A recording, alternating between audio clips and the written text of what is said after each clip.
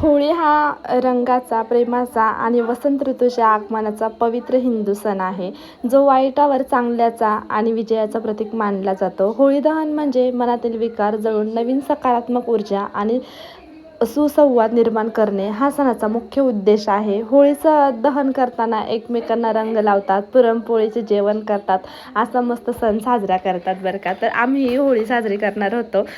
ही माऊली निवासचीच होळी होती आणि डॉक्टर नव्हते. डॉक्टर म्हणजे त्यांना जाणं गरजेचं असतं बरं का. कधी कधी नाही थांबता येत, जरी ते गव्हर्मेंट जॉबला नसले तरी पण त्यांना जाणं गरजेचं आहे. हे ते बोलले की आता तुम्हीच होळी साजरी करा. आत्या मामा पण होते. म्हटलं मग असू द्या, तुम्ही जा, आम्हीच होळी करू. आणि हे सगळे माऊली निवासमधलेच होते आणि प्रत्येकाची जरा पद्धत वेगळी असते. आधी त्या पूजा करत होत्या, नंतरून पाणी टाकत होत्या आणि मी आधी पाणी हे करून घेतलं आणि नंतरून पूजा केली. आणि मी ना काय झालं माहिती आहे का, मी आधी ह्या ठिकाणी बसले, तिथं लगेच माझ्याकडंच परत त्या होळीचा धूर यायला लागला.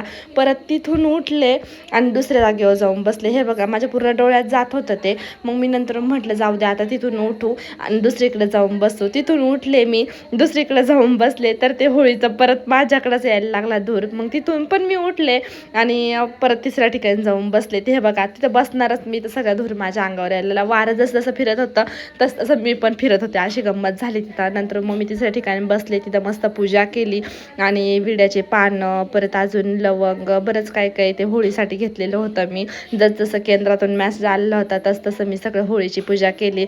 मस्त पुरणाचा नैवेद्य पण केला होता, कारण की होळीच्या दिवशी पुरण सगळ्यांच्याच घरी असतं आणि वंशूला सांभाळायला वगैरे सगळे असल्यामुळं. आणि महेशचं काय झालं, महेश झोपून राहायला वाटतं घरी जाऊन, त्यामुळे तो पण गेला नाही मेडिकलला. तो आलेला होता, त्यामुळे त्यांनीच हे सगळं शूट घेतलेलं आहे. आणि पद्माजी तिकडं होता आधी वंशू, नंतर मग मामानी आत्याने घेतलं वंशूला. तोपर्यंत मी पूजा करून घेतली आणि प्रेमला पण घेतलं होतं जवळ. म्हटलं तू पण पूजा करून घे. आणि होळीच्या दिवशी कसं ना मस्त सगळे असल्यावर भारी वाटतं असतं. आईकडं कसं ना मळ्यात राहायचो आम्ही, मळ्यातच होळी साजरी व्हायची. आणि आमचं एकटंच घर असल्यामुळे ना, हे बघा, नंतर महेशने मस्त नारळ पण फोडलं. आणि मी ना आमच्याकडे ठेवता अशी खोबऱ्याची वाटी पण ठेवता जाळाजवळ, म्हणजे होळीजवळ, आणि ती जरा भाजले की मग त्याचा प्रसाद सगळ्यांना वाटता आणि तो खाता. आणि एक आठवण होती बरं का माझी जुनी, की होळीच्या दिवशी ना होळीमध्ये पैसे टाकायचे आणि सकाळी सकाळी पटकन कोणी उठेल नसल्या उठायचं आणि तो होळीतला पैसा आणायचा, सापडायला जायचं. पूर्ण होळीने आम्ही खराब व्हायचो बरं का त्या राखेने. नंतर सगळ्यांनी बॉम्बा वगैरे पण दिल्या. हे मी सगळं इकडं बघायला लागले पुण्यात आल्यापासून, कारण की घरी तर कोणी काही असं केलेलं नव्हतं.